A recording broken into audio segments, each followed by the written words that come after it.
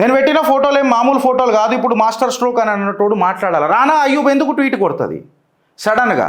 సబా నాక్వి ఎందుకు ట్వీట్ కొడుతుంది? బీఫ్ బైసెప్సోడు 20 కోట్ల ముస్లిమ్స్లు కలిసి నాన్ సంఘీ హిందూస్ అన్న ముచ్చట ఎందుకు మాట్లాడతాడు ట్వీట్లల్లా? ఇలా నరేటివ్ ఏంది? వీళ్ళు ఎక్కడ ఫోకస్ చేస్తున్నారు? ఇలా ఎండ్ గోల్ ఏంది?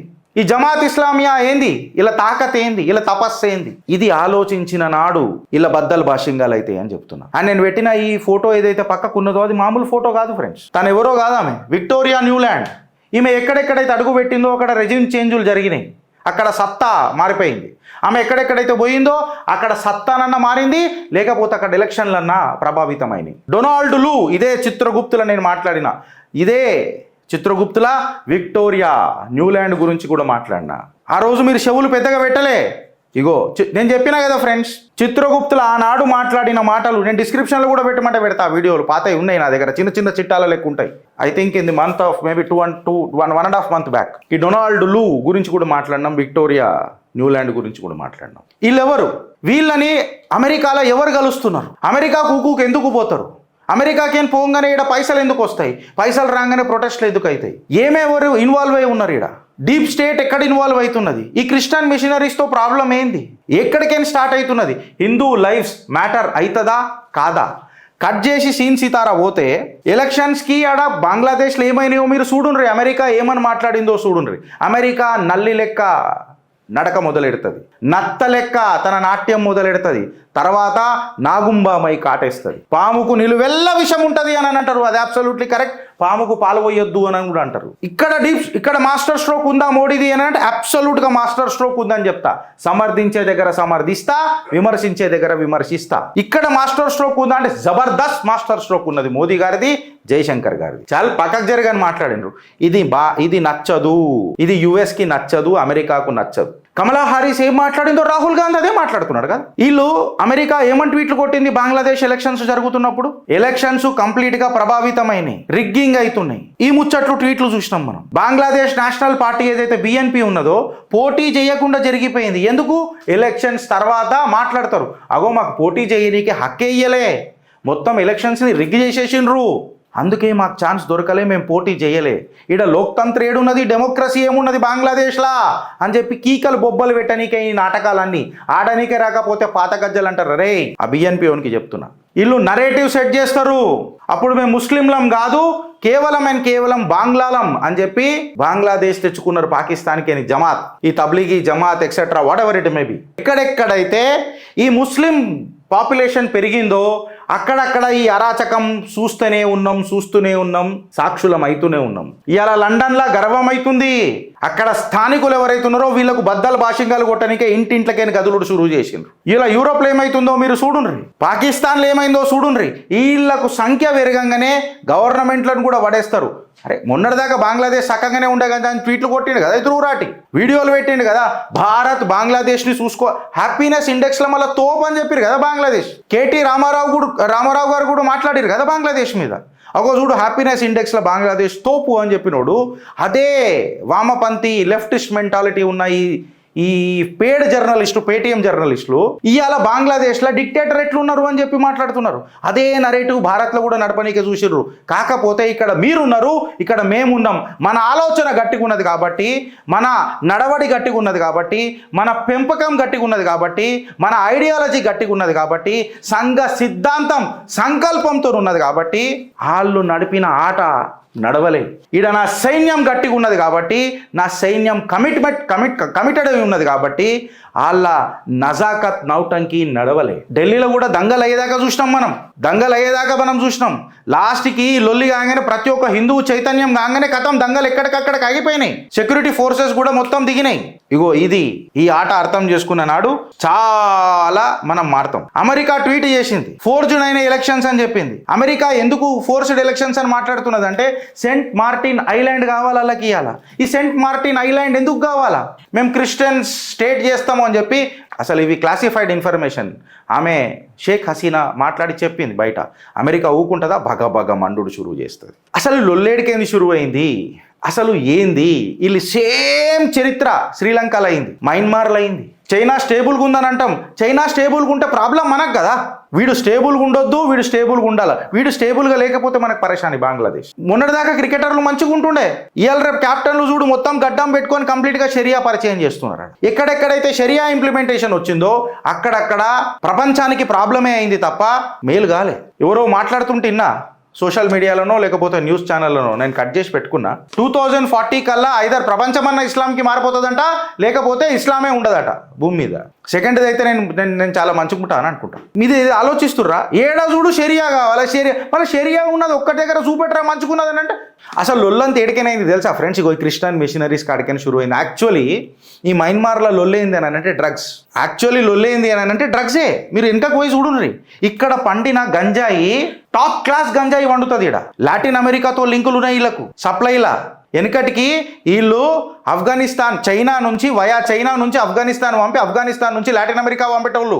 వీళ్ళు ప్రభుత్వాలను నాశనం చేసిర్రు. ఇదే అమెరికా లాటిన్ అమెరికాను కూడా నాశనం చేసింది. మళ్ళీ పాబ్లో ఎస్కోబార్ నీళ్ళే చంపినట్టు నాటకాలు చేస్తుంది.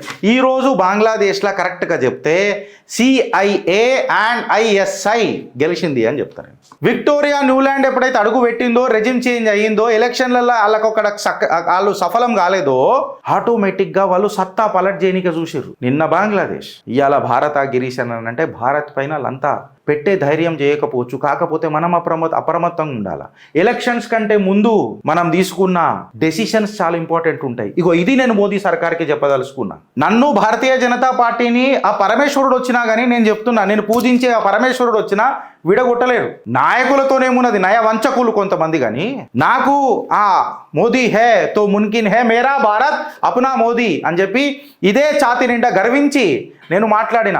కాకపోతే పక్కకున్న బంగ్లాదేశ్ని చూసిన తర్వాత ఖచ్చితంగా ఇప్పుడు ఏదైతే సెకండ్ గవర్నమెంట్ ఫామ్ చేస్తారో 6 నెలల తర్వాత ఖచ్చితంగా, ఇది మీరు రాసి పెట్టుకోర్రి, ఖచ్చితంగా భారత్ మీద ప్రభావం మొదలెడతారు. దీనికి తాకట్టు అయ్యేది ఏది తెలుసా ఫ్రెండ్స్? ఫస్ట్ గంజాయితోని భారత్ని టార్గెట్ చేస్తారు, మన యువకులను టార్గెట్ చేస్తారు. క్రిస్టియన్ మిషనరీ ఇప్పుడు కుక్కీ ఎవరిల్లు క్రిస్టియన్ మిషనరీసే కదా. భారత్లో భారతీయులు ఉన్నప్పుడు ఎప్పుడు కిరికిరీలు కాలే.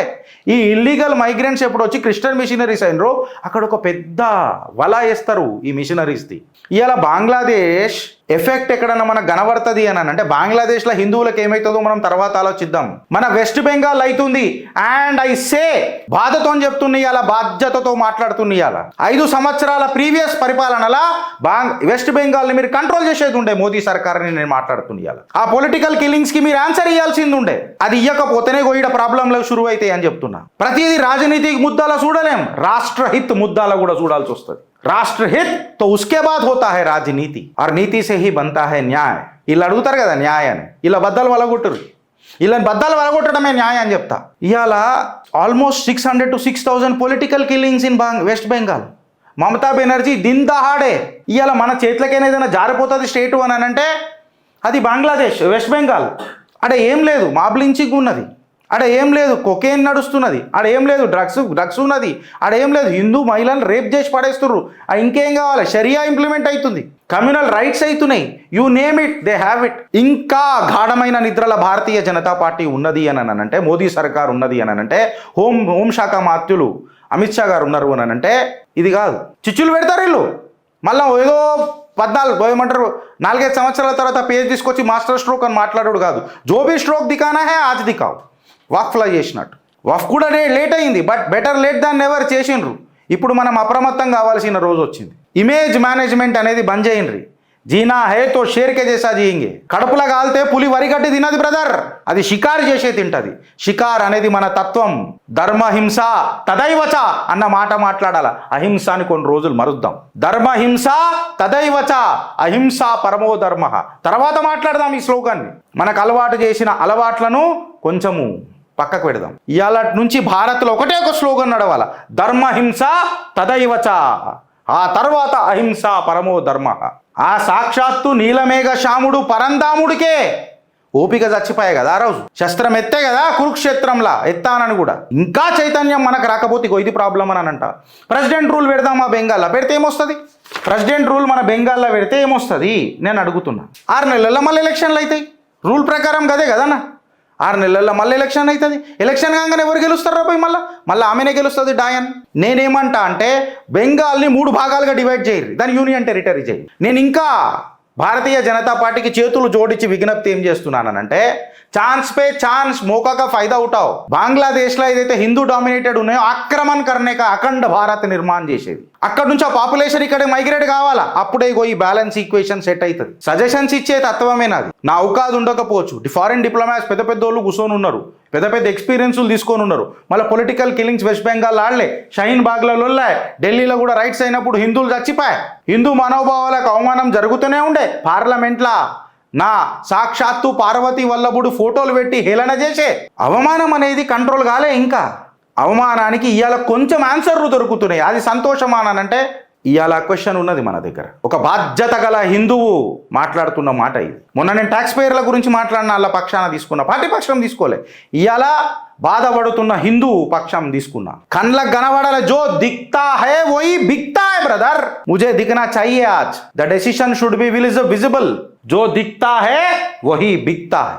ఇప్పుడు బంగ్లాదేశ్లో తీసుకొచ్చి ప్రెసిడెంట్ రూల్ పెట్టినంత మాత్రాన ఏం కాదాడ.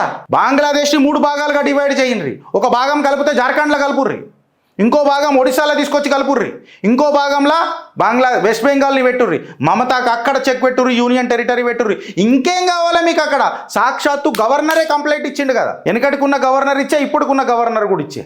ఇంకా దాని మీద ముద్ద ఏం చేస్తున్నారో నాకు అర్థమైతలేదు. ఆడపిల్లలే మహిళలే శక్తులై సందేశ్ ఖలీలా బయటకు వచ్చిరు కదా. యాక్షన్ కావాలి. యాక్షన్ కాకపోతే రియాక్షన్ భారత్ ప్రజలది ఘోరంగా ఉంటుంది. ఇది అర్థం చేసుకున్న నాడు అప్కి బార్ 400 పార్ కాదు 500 పార్, డంకే పే చోటు అమ్మ తోడు దీని చెప్తున్నా 500 పార్ అవుతుంది. అప్పుడు స్లోగన్ ఇవ్వాల్సిన అవసరం లేదు. మేరా భారత్ మహాన్, భారత్ మాతాకి జై. నేను చేసిన, ఇప్పుడు మీ బాధ్యత నెరవేర్చుర్రి అని డంకే పే చోటు చేయబెట్టి చూపిట్టుర్రి. సర్కార్లకు చెప్తున్నా, మోకోకే ఫైదా ఉఠావ్, అఖండ భారత్ కా నిర్మాణ్ బనావ్. గజ్వా హే హింద్ అన్నోడికి భగవా హే, బంగ్లాదేశ్ చూపెడదాం భగవా హే, పాకిస్తాన్ చూపెడదాం, వెన్నుల వణుకు పుట్టిద్దాం చైనాకు. పెద్దన్నా అని అనేటోడికి ఏందన్నా అన్న మాట భారత్తో పలికిపిద్దాం. ఈడ నేను మౌజ్ దిపితే దునియా హిలాస్తుంది అని చెప్పి మన మోదీ గారు మాట్లాడినరు. అది ఇలా సాక్షాత్కారం చేద్దాం. మిమ్మల్ని అడుగుతున్నా, ఆలోచిస్తారా లేక అనుభవిస్తారా? మేము ఏదైనా మాట్లాడింది తప్పైతే కమెంట్ రూపంలో చెప్పుర్రి ఫ్రెండ్స్. మీ కమెంట్ల కోసం ఇప్పుడు నేను వెయిట్ చేస్తున్నా. అవసరమైతే నేను 2-3 కమెంట్స్ కూడా తీసుకుంటా. దయచేసి ఖచ్చితంగా please do comment and support us. మీరు చూడండి, నేను సపోర్ట్ చేయమని అంటలేను, మమ్మల్ని విమర్శించినా పర్వాలేదు, బట్ నిజాయితీగా విత్ డేటా చెప్పుండ్రి. నేను డేటాతో మాట్లాడినా. భారత్ మాతాకి జై.